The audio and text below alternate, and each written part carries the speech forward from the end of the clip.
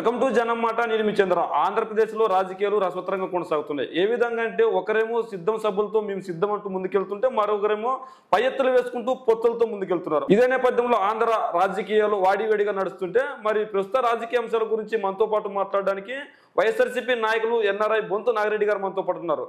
Sir నమస్తే. Sir నమస్తే sir. ఏంటి సార్, మీరేమో వైఎస్ఆర్సీపీ నాయకులుగా ఉన్నారు, వాళ్ళేమో పొత్తులతో వస్తున్నారు, మీరేమో సిద్ధం సభ్యులతో సిద్ధంగా ఉన్నామంటున్నారు. మరి రాష్ట్ర రాజకీయాల పరిస్థితి సార్ ప్రస్తుతానికి? రాష్ట్ర రాజకీయాల పరిస్థితి చాలా క్షుణ్ణంగా ప్రతి ఒక్కళ్ళకి అర్థమవుతూనే ఉంది. 5 కోట్ల ఆంధ్ర ప్రజలకి క్లియర్ కట్గా అర్థమవుతూ ఉంది. ప్రత్యేకంగా మనం చెప్పాల్సిన పని లేదు. ఒక పక్క ప్రతిపక్షాలల్లా యాక్చువల్గా మొత్తం పొత్తుల కోసం తహదాలాడతా వాళ్ళందరూ ఢిల్లీ చుట్టూతానో లేకపోతే తాడేపల్లి చంద్రబాబు చుట్టూదా ఈయన జనసేన అధ్యక్షులు వారు పవన్ కళ్యాణ్ గారు తిరుగుతూ ఉన్నారు. జగన్మోహన్ రెడ్డి గారి పొత్తులైనా మొత్తం ఎవరైనా సైనికులైనా జగన్మోహన్ రెడ్డి గారి కేవలం జనమే. ఎందుకంటే జనంతోనే ఆయన పొత్తులు. ఆయన ప్రత్యేకంగా వేరే పార్టీతో పొత్తులు అవసరం లేదు. అది that it self is very clear.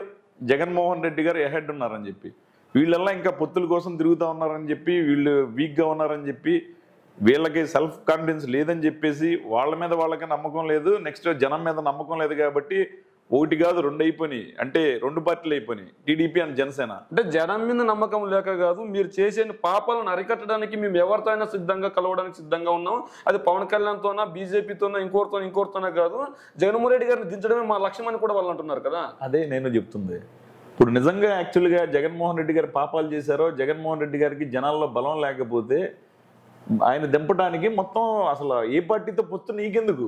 నువ్వు పార్టీతో పొత్తు పెట్టుకోకుండా నువ్వు ఇండివిజువల్ పార్టీగా మొత్తం 175 పోటీ చేస్తే నువ్వు బ్రహ్మాండమైన మెజార్టీ గెలవచ్చు కదా.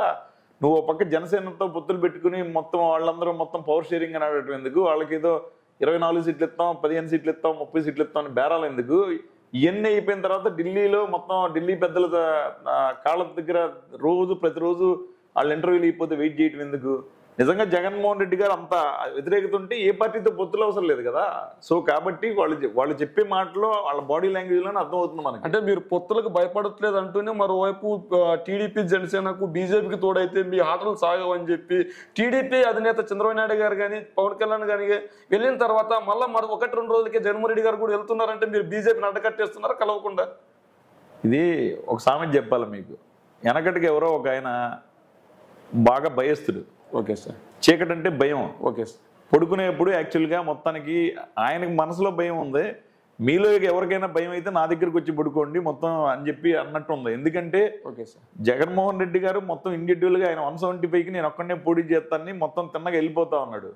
వీళ్ళు వచ్చేసి పొత్తులు పెట్టుకుంటా మొత్తానికి మేము భయపడుతున్నాం అంటాం హాస్యాస్పదం. పైగా పోయినసారి ఇంతకుముందు ఎలక్షన్లో 51% మొత్తం ఓట్లు మొత్తం ఇచ్చి బ్రహ్మాండమైన మ్యాండేట్ 2019 ఎలక్షన్లో ఇచ్చారు. అలాగే ఇప్పుడు దానికంటే మించి యాక్చువల్గా ఇప్పుడు 99% ఆఫ్ ద ఎలక్షన్ మేనిఫెస్టోలో ప్రామిసులన్నీ ఫుల్ఫిల్ చేశారు.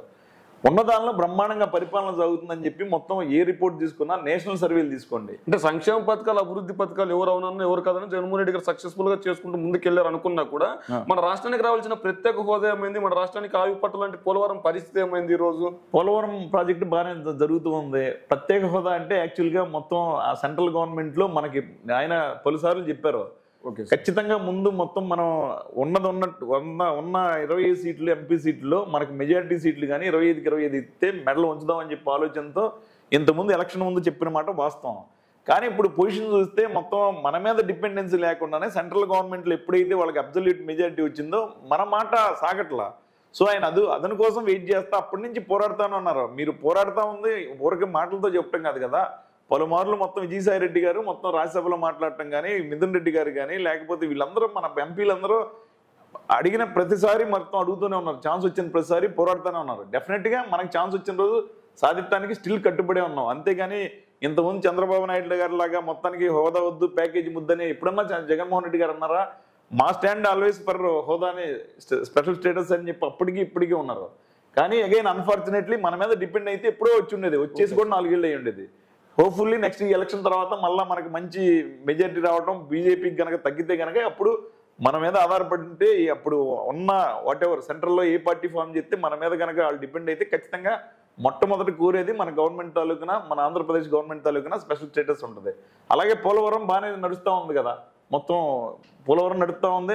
అట్లాగే మరీ ముఖ్యంగా ఈయన సాగునీటి ప్రాజెక్టులకి బ్రహ్మాండమైన ఇంపార్టెన్స్ ఇస్తున్నారని చెప్పి మరి ఇప్పుడు రాజశేఖర రెడ్డి గారు స్టార్ట్ చేసిన వెలిగొండ టనల్ ప్రాజెక్ట్ని నిన్నగా మొన్న ఫినిష్ చేశారు.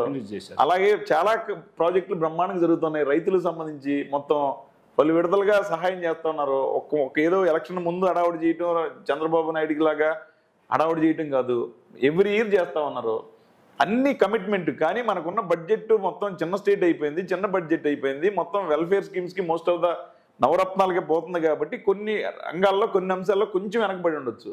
డెఫినెట్గా దాన్ని మొత్తం కరెక్ట్ ఓరియంటేషన్ చేసి మొత్తం నెక్స్ట్ 5 yearsలో మాత్రం ఖచ్చితంగా బ్రహ్మాండంగా ముందుకు పోద్ది, డౌట్ ఏం లేదు. ఈసారి మనం చూసుకుంటే ఇప్పుడు హెల్త్ పరంగా నిన్న యాక్చువల్గా రాయలసీమ మొత్తం బ్రహ్మాండంగా కర్నూలు మెడికల్ కాలేజీలో బ్రహ్మాండంగా క్యాన్సర్ సెంటర్ పెట్టారు. అది చాలా మందికి అసలు అన్ఫార్చునేట్లీ మన వాళ్ళు చేసేది ఎక్కువ, ప్రచారం తక్కువ వైఎస్ఆర్సీపీ గవర్నమెంట్. వేరే అక్కడ చంద్రబాబు నాయుడు ప్రభుత్వంకి బాగా వదలడానికి అసలు ఆయన ఏమి చేయకపోయినా మొత్తం బాగా వదలడానికి ఆయన ఎల్లో మీడియా పచ్చపత్రికలు ఉన్నాయి. ఈటీవీ అనుకోండి, ఈనాడు పేపర్ అనుకోండి, ఏబిఎన్ అనుకోండి, ఆంధ్రజ్యోతి అనుకోండి, TV5 ఉంది, ఎన్టీవీలు ఉన్నాయి, ఇంకా వాళ్ళకి సంబంధించిన మొత్తం అంతా ఉన్నారు. మనలో చెప్పుకోవడానికి చెప్పుకోరు, మొత్తం చేసి బ్రహ్మాండంగా చేస్తా ఉన్నారు. అది మెయిన్ మా క్యాంపెయిన్, ల్యాకింగ్ ఆఫ్ క్యాంపెయినింగ్ అనేది స్పష్టంగా మనకు కనిపిస్తుంది. ఇంకా ఫార్చునేట్లీ మొత్తం సోషల్ మీడియా ఉంది కాబట్టి ఈ మాత్రం ప్రచారం అన్న ఉంది. ఎందుకో జగన్మోహన్ రెడ్డి గారు పెద్ద విపరీతంగా ప్రచారకాంక్ష లేదు ఆయనకి. చెప్పింది చేసుకుంటా పోదామని చెప్పేసి మొత్తం ముందుకు వెళ్తా ఉన్నాడు. నిజంగా చూస్తే మరి ఆంధ్రప్రదేశ్ గవర్నమెంట్ ఇంతవరకు ఆ స్టేట్ ఫామ్ అయిన తర్వాత ఇంతవరకు మేనిఫెస్టో 99% పూర్తి చేసిన ముఖ్యమంత్రి ఈ చరిత్రలో ఆంధ్రప్రదేశ్ గడ్డ మీద, ఆంధ్రప్రదేశ్ పుట్టినప్పటి నుంచి ఇంతవరకు ఏ ముఖ్యమంత్రి లేదు ఎక్సెప్ట్ జగన్మోహన్ రెడ్డి గారు.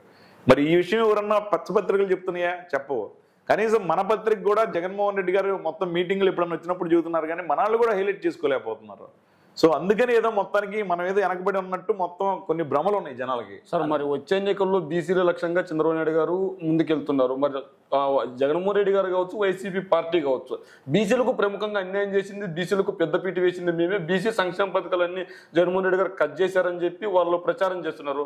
మరి బీసీ ఓట్లన్నీ దాదాపు 51% మీ రాష్ట్రంలో ఉన్నాయి. మరి 51% ఓట్లు బీసీ వాళ్ళు ఇచ్చిన సంక్షేమ పథకాలు నమ్మి అటువంటి ట్రాన్స్ఫర్ అయితే మరి మీకు గెలుపు అంత ఈజీ అంటారా? నేను అగైన్ అదే చెప్తా ఉన్నా. నేను ఆంధ్రప్రదేశ్ పుట్టిన తర్వాత అసలు ఇన్ని కులాలు ఉన్నాయని చెప్పి 56 కార్పొరేషన్లో కుల ప్రాతిపదిక ఏర్పాటు చేసి మొత్తం ప్రతి ఒక్క కులానికి ఇంపార్టెంట్ కేవలం కార్పొరేషన్లు మాత్రమే ఇచ్చాడు. ఆ కార్పొరేషన్లో కాసులు ఇవ్వలేదు, కూర్చోవడానికి కుర్చీలు కూడా లేకుండా చేశారంటున్నారు కదా. అవన్నీ మొత్తం వీళ్ళు ప్రచారం చేసుకోవటమే కదా. మొత్తం స్ట్రీమ్ లైనప్పుడు యాజ్ ఐ సెడ్ ఎర్లియర్ ఉన్న పరిధిలో ఉన్న బడ్జెట్లో బ్రహ్మాండంగా మొత్తం స్ట్రీమ్ లైన్ చేసుకుంటా ఉన్నారు. నిజంగానే అనుకున్న మిషన్ 100% సాగకపోయినా ఒక స్టెప్ వేసేసి మొత్తం అన్ని కార్పొరేషన్లు ఏర్పాటు చేసేసి ఆ కులాలన్నిటికీ రిప్రజెంటేషన్ ఇచ్చేశాడు. ఆ తర్వాత నెక్స్ట్ ఒక్కో స్టెప్ స్ట్రీమ్ లైన్ చేసుకుంటా ఉన్నాడు. అలాగే మీరు చూసుకుంటే మరీ ముఖ్యంగా బీసీల గురించి మాట్లాడుతున్నారు. బీసీలకు ఇప్పుడున్న మంత్రివర్గంలో ఎంతమంది? 11 మందికి ప్రాతినిధ్యం ఇచ్చారు. 11 మంది ప్రాతినిధ్యం అంటే ఆల్మోస్ట్ 50%. సో అలాగే మరి గత ఎలక్షన్ తీసుకుంటే 2019, ఇప్పుడు ఏదో చెప్పుకోవటం కాదు, కర్నూలు, అనంతపురం అక్కడ కోట్ల సూర్యప్రకాష్ రెడ్డి గారికి, జేసీ దివాకర్ రెడ్డి గారి ఫ్యామిలీకి అగైనెస్ట్గా మొత్తం ఒక బీసీల నుంచో పెట్టి గెలిపించారు. అట్లాగే ఇప్పుడు ఎలక్షన్ తీసుకుంటే మరి నసరాపేట ఓపెన్ కేటగిరీ సీట్ని మొత్తం బీసీకి ఇవ్వడం జరిగింది. ఏలూరు ఓపెన్ కేటగిరీ బీసీకి ఇవ్వడం జరిగింది. రాజమండ్రి ఓపెన్ కేటగిరీ బీసీకి ఇవ్వడం జరిగింది. నరసాపురం ఓపెన్ కేటగిరీ బీసీకి ఇవ్వడం జరిగింది. అట్లాగే మరీ ముఖ్యంగా మరి లాస్ట్ టైము ఇక్కడ మంగళగిరిలో లోకేష్ని ఓడగొట్టిన ఆళ్ల రామకృష్ణారెడ్డి గారిని తీసేసి అక్కడ ఒక బీసీకి ప్రాతినిధ్యం ఇవ్వడం జరిగింది. ఇప్పుడు అలాగే పవన్ కళ్యాణ్ ఓడగొట్టిన తిప్పల నాగిరెడ్డి గారిని తీసేసి అక్కడ ఒక బీసీకి ప్రాతినిధ్యం ఇవ్వడం జరుగుతుంది. ఇంత ప్రాతినిధ్యం ఇస్తా ఉంటే బీసీలకి మొత్తం ఇన్ని సంక్షేమ పథకాలు ఇన్ని ఆ కులాలకంతా అంటే ఇవన్నీ రెడ్లు సీట్లకి ఇచ్చినా, ఓసీలకి ఇచ్చినా, బీసీలకి ఇచ్చినా ఓడిపోయే సీట్లు అందరికీ బీసీలను బలిపశులను చేస్తున్నారు. పార్టీలో ఉన్న ముఖ్యమైన పదవులన్నీ రెడ్లు మాత్రమే అనిపిస్తున్నారు. వైవి సుబ్బారెడ్డి గారు కావచ్చు, సజ్జల రామకృష్ణారెడ్డి గారు కావచ్చు, విజయసాయి రెడ్డి గారు కావచ్చు, పెద్దిరెడ్డి రామచంద్రరెడ్డి గారు కావచ్చు, పెద్దిరెడ్డి రామచంద్రరెడ్డి కొడుకు మిథున్ రెడ్డి గారు కావచ్చు, లేదంటే జగన్మోహన్ రెడ్డి గారు కావచ్చు, ఇలా చెవిరెడ్డి భాస్కర్ రెడ్డి గారు కావచ్చు, ఏ పేర్లు చూసినా రెడ్ల పేర్లు వినిపిస్తాయి. కానీ పార్టీ పదవుల్లో మరి బీసీల పేర్లు ఎందుకు పార్టీ పదవులకు పనికిరారంటారా? కోఆర్డినేటర్లుగా పనికిరారంటారా? Very good question. ఇది జనాలకి మంచి క్వశ్చన్ అడిగావు చంద్ర. ఇప్పుడు ఎందుకంటే యాక్చువల్గా మీరు చెప్పిన ప్రతి పేరు వైవి సుబ్బారెడ్డి గారు ఆల్మోస్ట్ పార్టీ ఆఫీస్ మొత్తం చూసుకుంటూ ఆల్మోస్ట్ ఆయన జగన్మోహన్ రెడ్డి గారు ఎక్కడ ఉన్నా లేకపోయినా మొత్తం చూసుకుందంతా ఆయనకి ప్రాతినిధ్యం ఇవ్వడం తప్పుదా? విజయసాయి రెడ్డి గారికి ప్రాతినిధ్యం ఇవ్వడం తప్పుతుందా? నెక్స్ట్ వచ్చేసి చెవిరెడ్డి భాస్కర్ రెడ్డి గారు, ఆయన్ని మొత్తం లాస్ట్ ఎలక్షన్ ముందు మొత్తానికి మన గవర్నమెంట్ లేనప్పుడు ఆయన ఎన్నిసార్లు మొత్తం కొట్టం కూడా జరిగింది. ఆయన ఒక సైనికుడిలాగా మొత్తం అంత పార్టీ కోసం పోరాడాడు. తర్వాత ఇంక పెద్దిరెడ్డి రామచంద్రారెడ్డి గారు చెప్పారు. పెద్దిరెడ్డి రామచంద్రారెడ్డి గారు, మిథున్ రెడ్డి గారు వీళ్ళంతా అపోజిషన్లో ఉన్నప్పుడు ఇప్పుడు ఉన్న వాళ్ళు కాదు కదా, వీళ్ళందరూ యాక్చువల్గా మొత్తం గత 5 సంవత్సరాలుగా ఇది ఎలక్షన్ ముందు 5 సంవత్సరాలు కానీ పార్టీ పెట్టినప్పటి నుంచి కానీ వీళ్ళంతా బలంగా పనిచేసిన వాళ్ళు. వీళ్ళకి ఇంకెవరికి ఇస్తారో అది పక్కన పెట్టేసేయండి. నిజంగా ఇంకో స్టాటిస్టిక్స్ కూడా ఈ సందర్భంగా నేను చెప్పాల్సిన అవసరం ఉంది. మన జనం మాట ఛానల్ ద్వారా జనాలకు వెళ్ళాల్సిన అవసరం ఉంది. పోయినసారి అపోజిషన్ పార్టీలో ఉన్నప్పుడు, తెలుగుదేశం అధికార పక్షంలో ఉన్నప్పుడు 51 సీట్లు రెడ్లకి ఇచ్చారు. ఇది వైఎస్ఆర్ కాంగ్రెస్ పార్టీలో. ఒక్క ఉరవకొండలో విశ్వేశ్వరరెడ్డి గారు తప్పితే మిగతా 50 మంది సీట్లలో 50 మంది గెలిచారు. 50 మందిలో ఇప్పుడు మొత్తం అంటే మెజారిటీ ఆఫ్ ద మొత్తానికి చూసుకుంటే ఎమ్మెల్యేలు, రిప్రజెంటేటివ్స్ రెడ్డిస్ ఉన్నారు. ఎందుకంటే వెనకటి నుంచి వీళ్ళంతా ఇప్పుడు కాదు, 151 మందిలో 50 మంది ఎమ్మెల్యేల గురించి చెప్తున్నారు. 101 మంది గెలిచిన బీసీ, ఎస్సీ, ఎస్టీ మైనారిటీల గురించి ఎందుకు చెప్పట్లేదు సార్ మరి మీరు? అదే చెప్తున్నాను నేను. Let me complete first. Let me give clear picture about Reddys, then I will come to BC or SC. Okay, so SC, ST, minority. So ఇప్పుడు వచ్చేసి మొత్తం ఎన్ని సీట్లు ఇచ్చారు? 50 సీట్లలో మొత్తం గెలిచినాక కేవలం 4 సీట్లే మినిస్టర్లకు ఇచ్చారు. నలుగురికి ఇచ్చారు. ఇంకెంతమంది మినిస్టర్లో ఎంతమంది సీనియర్లు ఉన్నారో 6-7 సార్లు గెలిచిన రాంభూపాల్ రెడ్డి గారికి న్యాయం జరగల, కొవ్వూరు ప్రసన్న కుమార్ రెడ్డి గారు న్యాయం జరగల. ఇప్పుడు మరి మినిస్టర్ పదవి లేదు, నేను ఎప్పటి నుంచో పోరాడని చెప్పి కోటమిరెడ్డి శ్రీనివాసరెడ్డి గారు అలిగే కదా ఆయన అటుపక్క తెలుగుదేశంకి వెళ్ళింది, కోటమిరెడ్డి శ్రీధర్ రెడ్డి. వీళ్ళందరూ మొత్తం అంతా ఒక పక్క రెడ్డిస్కి న్యాయం జరగట్లేదు అనుకోండి. నిజంగా చెప్తే ఇప్పుడు ఈవెన్ నేను పర్సనల్ గా ఫర్గెట్ అబౌట్ అదర్స్.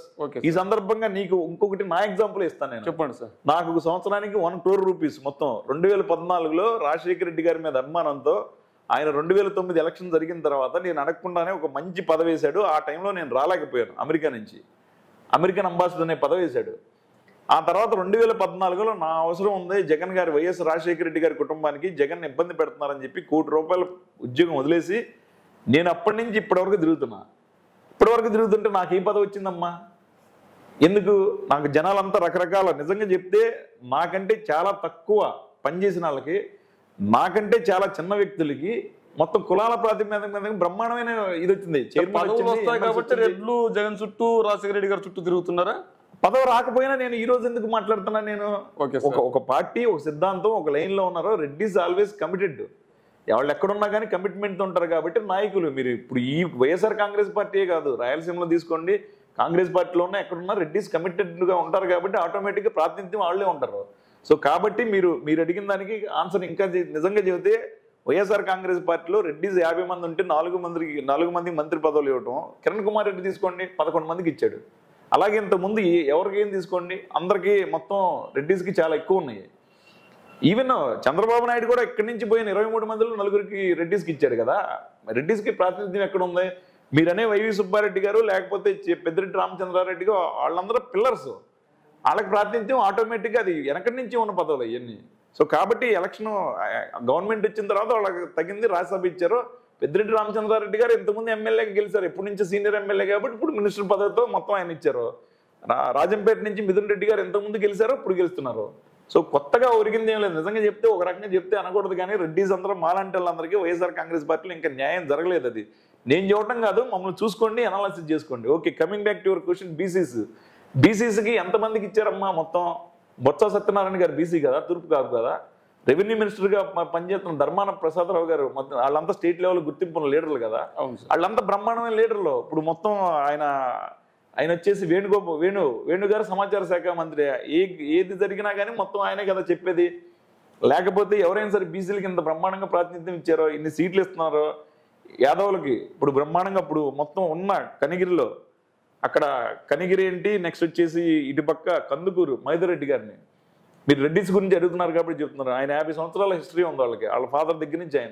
ఆయన తీసేసి ఇప్పుడు ఒక బీసీ బ్యాక్వర్డ్ కమ్యూనిటీకి పెట్టడం జరిగింది. నరసరావుపేట అనాదిగా అది యాక్చువల్గా majority of times Reddys seat అది. దాన్ని తీసేసి ఇప్పుడు మొత్తం లాస్ట్ ఎలక్షన్, గత ఎలక్షన్లో లావు కృష్ణదేవరాయలకి ఇచ్చారు. అలాంటిది అక్కడ చాలా మంది పోటీ పడుతున్నారు, రెడ్డిస్ అడిగారు, కానీ అది ఎవరిని కాదని చెప్పి ఒక మరి బ్యాక్వర్డ్ కమ్యూనిటీకి ఇవ్వడం జరిగింది.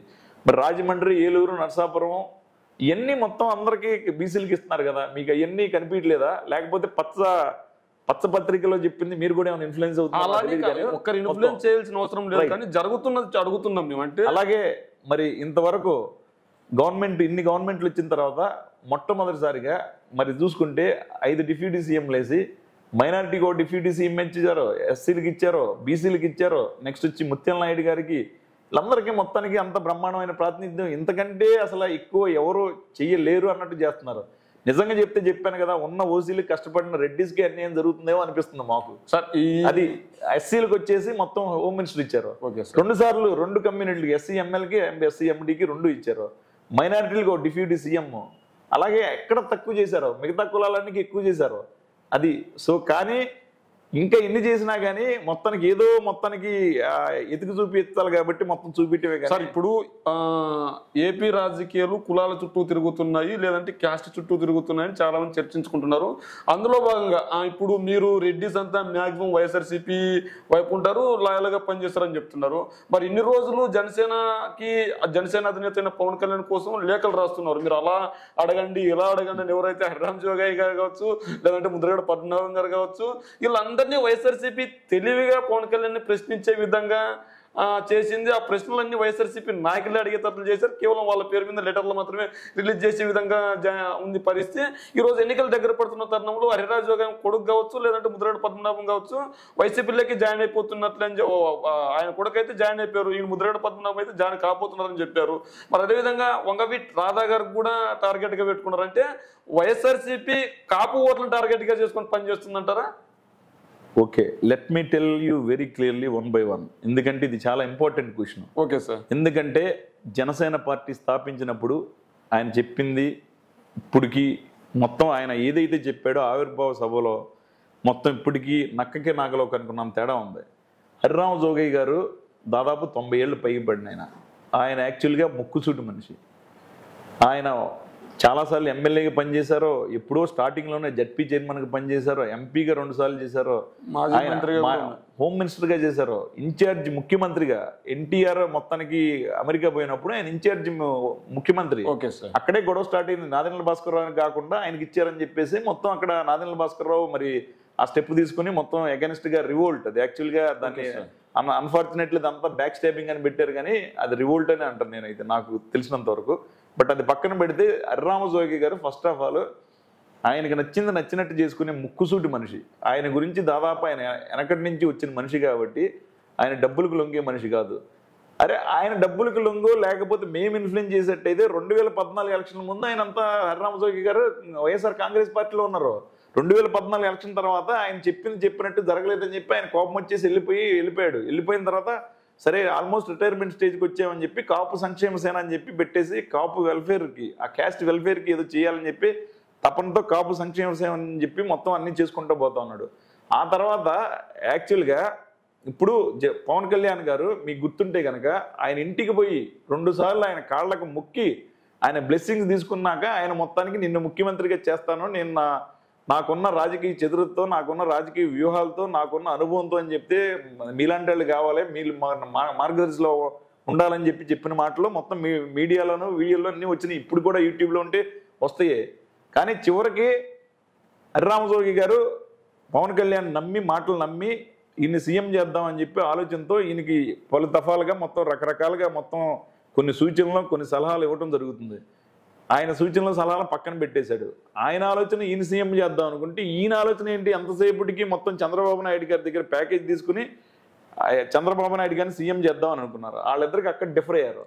డిఫర్ అయిన తర్వాత ఆయన ఏం చేశారు, మొన్న ఫైనల్ గా రకరకాల మధ్యలో హెచ్చరిస్తా మినిమం 60 నుంచి 80 సీట్లు తీసుకో, నువ్వు ఒక ముఖ్యమంత్రి అవ్వు అని చెప్పి మొత్తం ఆయన వెనక నుంచి లెటర్లు రాస్తా ఉంటే మొన్న జరిగిన సభలో జెండా సభలో ఎప్పుడైతే ఆయన డైరెక్ట్గా మీరు సూచనలు సలహాలు వద్దు, సంప్రదింపులు వద్దు, మీరు ప్రశ్నించడానికి వీల్లేదు, ఏది ఈయన పార్టీ పెట్టింది ప్రశ్నించడానికి అనేది, అసలు ఈయన పార్టీ పెట్టింది ప్రశ్నించడానికి అని చెప్పాడు. మళ్ళీ ఈయన ఎవరు ప్రశ్నలు వేయకూడదు. పైగా అంత పెద్ద ఆయన క్రూరుద్ధుడు, రాజకీయ భీష్మాచార్యుడు లాంటాడు. ఆయన డైరెక్ట్గా చంద్రబాబు కళ్ళలో ఆనందం చూడటం కోసం హరిరామ జోగి గారిని ఆ రోజు మొత్తం ఆయన ఇన్సల్ట్ చేశారు. అందరికీ తెలుసు మీకు జెండా సభలో. ఆయన అప్పుడు ఎమ్మటే ఒక లెటర్ రాశారు, నేను చేస్తున్న సూచనలు సలహాలు ఇద్దరికి నచ్చుతున్నట్లేదు, ఇక మీ కర్మ అని చెప్పి లాస్ట్గా చెప్పేశారు. చెప్పేసిన తర్వాత అప్పుడు చేగొండి సూర్యప్రకాష్ అన్ని రోజుల నుంచి ఆ పవన్ కళ్యాణ్ సీఎంకి చూద్దామని అనుకున్న ఆయన ఇంకా ఈయనతో పని కాదని చెప్పేసి బయటకు వచ్చేసి ఆయన చేరాడు. ఇప్పుడు కూడా ఈవెన్ టుడే హరిరామ జోగి గారు జనసేన పార్టీలోనే ఉన్నారు. కాకపోతే ఆయనకి ఈజ్ వెరీ క్లియర్, ఆయన మన మాటని స్టేజ్లో లేడు, ఈయన కంప్లీట్గా ప్యాకేజీకి లొంగిపోయాడు అని చెప్పేసి ఆయన కామ్గా పెద్ద ఆయన కాబట్టి సైలెంట్గా ఉన్నాడు. ఆయనకి వైఎస్ఆర్ కాంగ్రెస్ పార్టీకి ఏం సంబంధం? అబ్బాయి వచ్చి జాయిన్ అయ్యాడు కదా సార్, ఇప్పుడు ఆయన వచ్చి ఎప్పుడు జాయిన్ అయ్యాడు?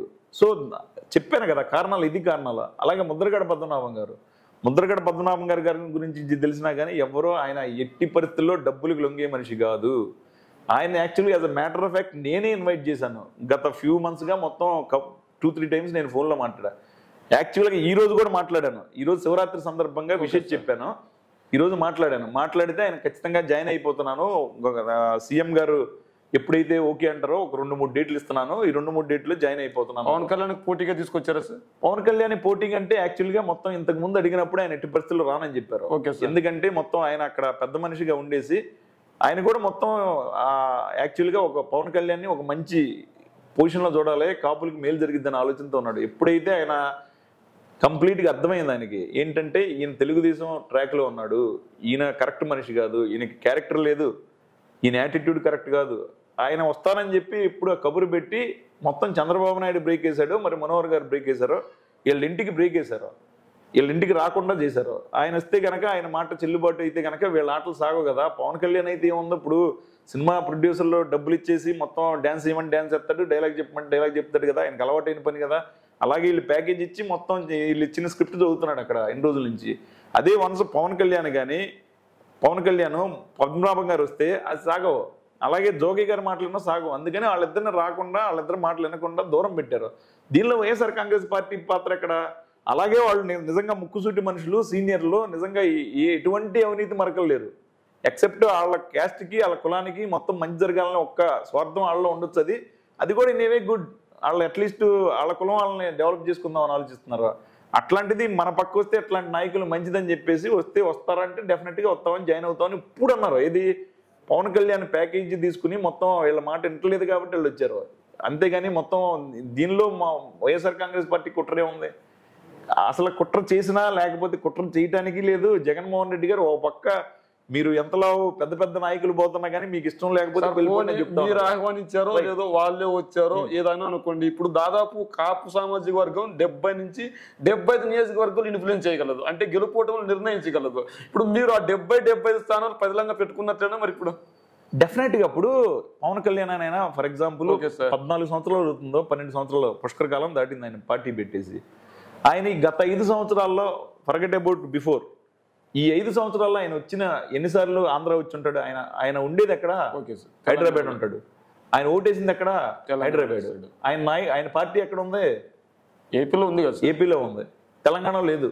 అదేదో మొత్తం పోటీ చేసాడు, ఏదో 2-3 సీట్లు చేశాడు, దానిలో ఒక చోట కూడా డిపాజిట్ రాలా.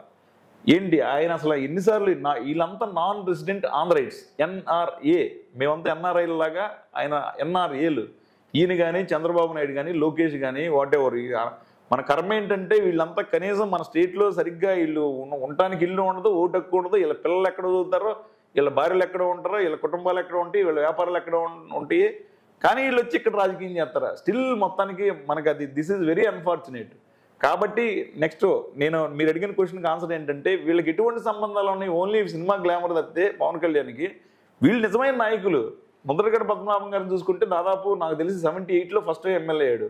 హరిరామ జోగి గారు అయితే అసలు 60స్లో అయ్యారు. నాకు తెలిసి జడ్పీ చైర్మన్ ఏంటి దాదాపు 60 ఏళ్ళు, ఆయన 55-60 ఏళ్ళు సుదీర్ఘమైన రాజకీయ ప్రస్థానం.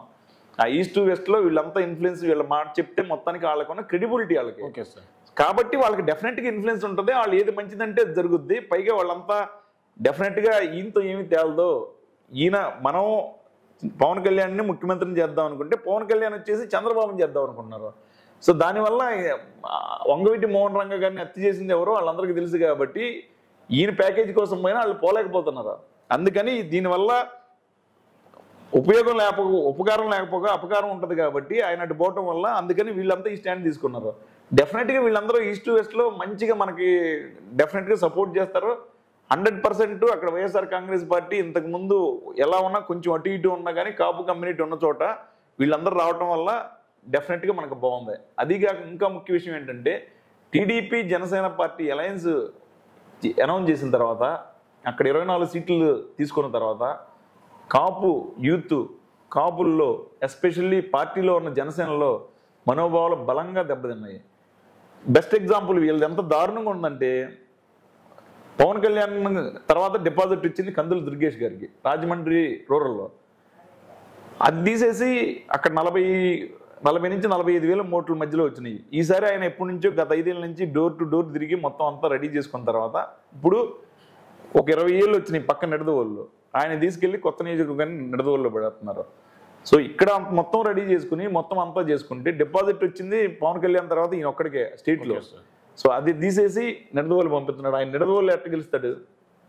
24 సీట్లలో మొత్తం మొన్న ఇక్కడ ఒక ఇంటర్వ్యూలో కాపు నాయకుడు ఒక ఆయన చెప్పారు 8 సీట్లల్లా తెలుగుదేశం సానుభూతి పరులు, 8 సీట్లల్లా తెలుగుదేశంలో వెళ్తానికి రెడీ అయిన వాళ్ళని ఇటు పంపించేసి జనసేనలో 8 సీట్లు తీసుకున్నారు.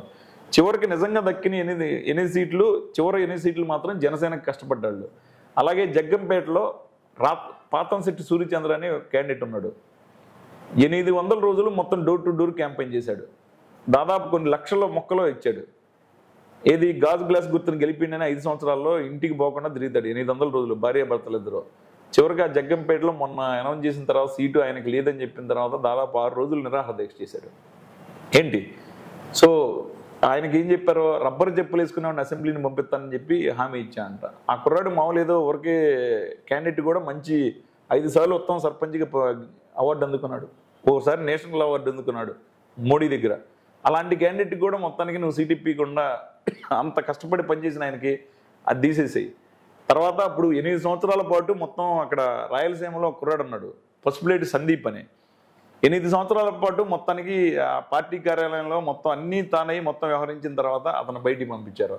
అలాగే అద్దేపల్లి శ్రీధర్ తీసుకో, రామ్మోహన్ రావు తీసుకో, మొత్తం ఎవరో సీనియర్లో మేధావులు ఎవరో ఒక్కళ్ళు కూడా ఉండలేకపోతున్నారు కదా. సో వీళ్ళంతా కాపులు మనం చెప్తే రారు. ఆయన దగ్గరకు పోయి ఆయన మెంటాలిటీ యాటిట్యూడ్ ఆయన బిహేవియర్ చూసిన తర్వాత ఆయన కేవలం మొత్తం ఆయనకు ఉన్న కమిట్మెంట్ ఏమీ లేదు. ఈ క్యాస్ట్ అనేది మొత్తం ఈ పాపం ఈ కుర్రాళ్ళు లేకపోతే కనుక వీళ్ళందరూ పిల్లలు పిచ్చేళ్ళందరినీ క్యాష్ చేసుకుని దీన్ని తీసుకెళ్ళి తాకట్టు పెట్టుకుని డబ్బులు చేసుకుంటున్నాడు ఆయన. వీళ్ళందరికీ ఎప్పుడైతే మేధావులు కాబట్టి మొత్తం వాళ్ళందరూ బయటకు వచ్చేస్తున్నారు. ఓన్లీ ఇంకా పవన్ కళ్యాణ్ సినిమాల్లో చూసి దూరంగా ఉన్నాళ్ళు మాత్రం స్టిల్ నమ్ముతున్నారు. కానీ వాళ్ళు కూడా త్వరలో తెలుసుకుంటారు. ఇప్పుడు వీళ్ళందరూ తెలుసుకుంటా ఉన్నారు కదా.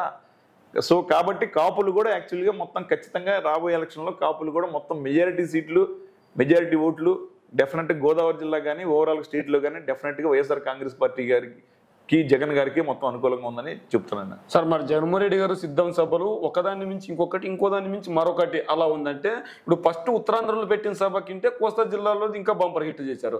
కోస్తా జిల్లాలో పెట్టిన సభ కింటే మీ అడ్డాలో అంటే రాయలసీమ అడ్డా అంటే రాయలసీమ గడ్డ అంటేనే వైఎస్ఆర్సీపీకి అడ్డా అంటే 2019 ఎన్నికలు బేస్ చేసుకుని కాదు, 2014లో కావచ్చు, 2019లో కావచ్చు, 2000 అంతకుముందు వాళ్ళ నాన్నగారు నిలబడిన 2009, 2004 ఎన్నికల్లో కూడా అప్పుడు కాంగ్రెస్, ఇప్పుడు వైఎస్ఆర్ కాంగ్రెస్ పార్టీకి బలం ఉంది.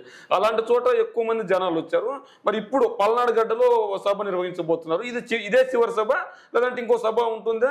మరి మీరు కావలసిగా మీ అంటే దొల్లతనాన్ని కప్పిపుచ్చుకోవడానికి జనాలు తోలుతున్నారా, స్వచ్ఛందంగా వస్తున్నారా? Very good. సో 4 సిద్ధం సభలు జరిగినాయి. 3 జరిగాయి, 4 జరగబోతుంది. టోటల్ 4. ఫస్ట్ భీమిలి బ్రహ్మాండంగా జరిగింది. తర్వాత 2 దెందులూరు ఇంకా బ్రహ్మాండంగా జరిగింది.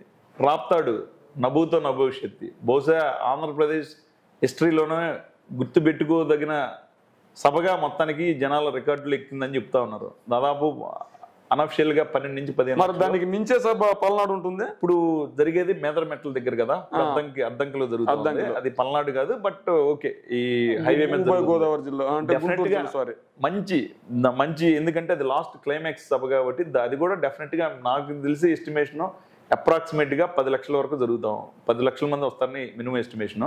అది ఎందుకంటే ముఖ్యంగా గుంటూరు జిల్లాల నుంచి లేదా నెల్లూరు, ప్రకాశం జిల్లాల నుంచి తీసుకొని రావడానికి టార్గెట్ గా పెట్టుకున్నారా?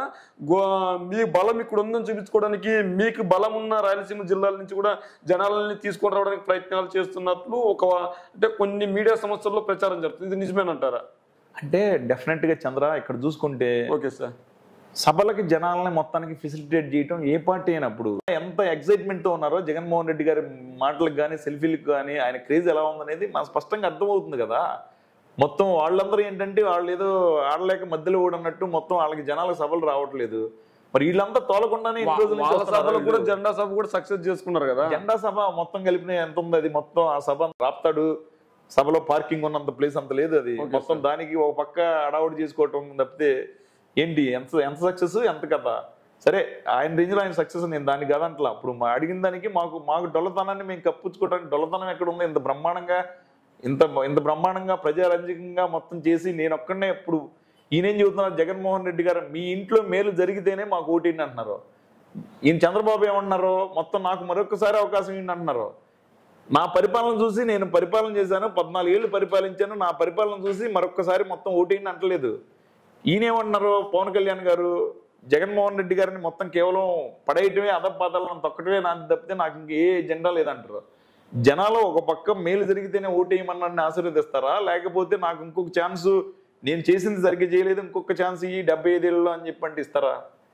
కాబట్టి స్పష్టంగా పైగా ఇవన్నీ పక్కన పెడితే మేము సరే ఒక పార్టీ తరఫున ఉన్నాం కాబట్టి తీసేయండి. నేషనల్ సర్వేలు తీసుకోండి, ఇండియా టుడే సర్వే తీసుకోండి, టైమ్స్ నౌ సర్వే తీసుకోండి, ఏ సర్వే తీసుకున్నా నేషనల్ మీడియాలో బ్రహ్మాండమైన మెజారిటీతో జగన్మోహన్ రెడ్డి గారు గెలవబోతున్నారు. మీరు చేయించుకునేవేనంట. మేము ఇక్కడ అది నేషనల్ మీడియా, అదేమి ఇక్కడ లోకల్ మీడియా కాదు. సరే అవి పక్కన పెట్టు.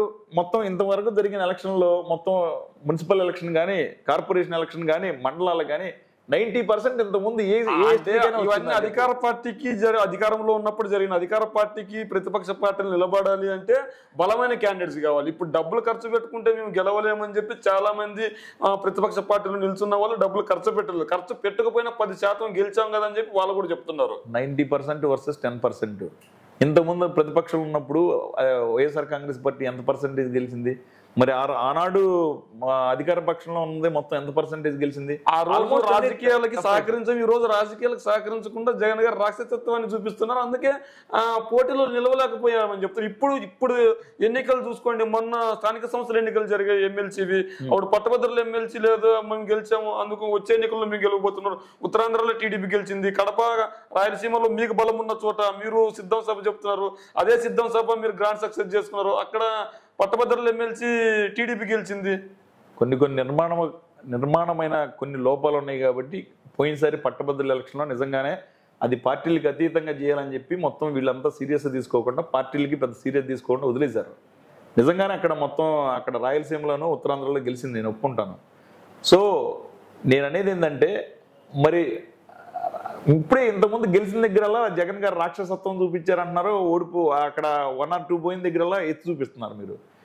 మేమేందంటే మొత్తం మేము చెప్పేది ఏంటంటే ఏదైనా ప్రజలు స్వచ్ఛందంగా ఓట్లు ఎత్తేనే గెలుస్తాం. కాబట్టి మేము ఇక్కడ ఓడిపోయింది మేము ఇది ఏమంటాం మ్యాగ్నానమస్గా వీఆర్ అగ్రీయింగ్. సో మేమేం తప్పు అంటలేదు. లేకపోతే అది ఆయన ఏదో మొత్తం బ్యాలెట్లు అటు ఇటు చేశారు అంటలేదు. ఇదంతా ప్రజాబలం ఉంది కాబట్టి సరే అలా అనుకుంటే మీరు రీసెంట్గా జరిగిన బై ఎలక్షన్లో కుప్పంలో జరిగిన బై ఎలక్షన్ జరిగింది. చంద్రబాబు నాయుడు గారు శాంతిపురం అనే ఏరియాలో మొత్తం ఇల్లు కడుతున్నాడు. మహానుభావుడు 7 సార్లు గెలిచిన తర్వాత ఇంతవరకు ఇల్లు లేదు. ఎప్పుడైతే కుప్పం మున్సిపాలిటీ కుప్పం మండలము అన్నీ పోనీయో మొత్తం ఇప్పుడు ఇల్లు కడుతున్నాడు. అక్కడ బై ఎలక్షన్ జరిగింది. Okay sir, 5 months back, maybe 5-6 months back. Shantipuram area, ఆ ఏరియాలో యాక్చువల్గా మొత్తం ఎవరు గెలిచారో మీరు చూడండి, మీడియా కదా, బ్రహ్మాండంగా వైఎస్ఆర్సీపీ గెలిచారు. మరి వచ్చే ఎన్నికల్లో మీకు గెలుపు ఈజీ అవుతుందంటారా? డెఫినెట్గా చెప్తున్నాను, రాసి పెట్టుకోండి. డెఫినెట్గా స్మూత్గా గెలుస్తాడు ఆయన జగన్మోహన్ రెడ్డి గారు, ఏం డౌట్ లేదు. ఎందుకంటే ఇంత ప్రజారంజకమైన పరిపాలన ఉన్నట్లో బెస్ట్. ఓకే 100%. ఇప్పుడు మనకి గోల్డ్ మెడల్ వచ్చినట్టు కూడా 100 మార్కులు రావు. మీకు తెలిసే ఉంటుంది, I'm sure you are a graduate. మనకి యూనివర్సిటీలో మొత్తం గోల్డ్ మెడల్ రావాలంటే ఇప్పటికీ 175 నాట్ 175 అంటున్నారు. ఇప్పటికీ 1 month ఎలక్షన్ పోయినసారి 151 సీట్స్ వచ్చినాయి. ఓకే సార్, ఇప్పుడు 175 సీట్స్ మా టార్గెట్, మా ఆస్పిరేషన్ 175. దానికి మేము చేరుకుంటామని నమ్మకం ఉంది. ఎందుకంటే కుప్పం సిటీ గ్యారంటీగా మొత్తం కుప్పం అంతా క్లీన్ స్వీప్ చేసాం. ఉన్న జడ్పీటీసీలన్నీ clean sweep, municipality clean sweep, ఎంపీటీసీలు క్లీన్ స్వీప్. అట్లాంటిది కుప్పమే గెలవబోతున్నాం కాబట్టి ఇంకా మిగతా అంతా ఎందుకు గెలవలేము అనేది 175 టార్గెట్. పోయినసారి 151 గెలిచాము, ఇప్పుడు 175 గెలవటం మా ఆలోచన. కాబట్టి దానికోసం మేము ప్రయత్నం చేస్తున్నాం. ప్రజలు ఫైనల్గా నిర్ణయించాలి, దేవుడు ఆశీర్వదించాలి, అలాగే కార్యకర్తలు సహకరిస్తే డెఫినెట్గా why not 175 out of 175 still మా నినాదం అదే. ఎలక్షన్ తర్వాత డెఫినెట్గా కలుద్దాం. డెఫినెట్గా గవర్నమెంట్ ఫామ్ చేసిన తర్వాత ఖచ్చితంగా మీరే చెప్తారు రిజల్ట్స్. Thank you sir. సరే, నమస్తే.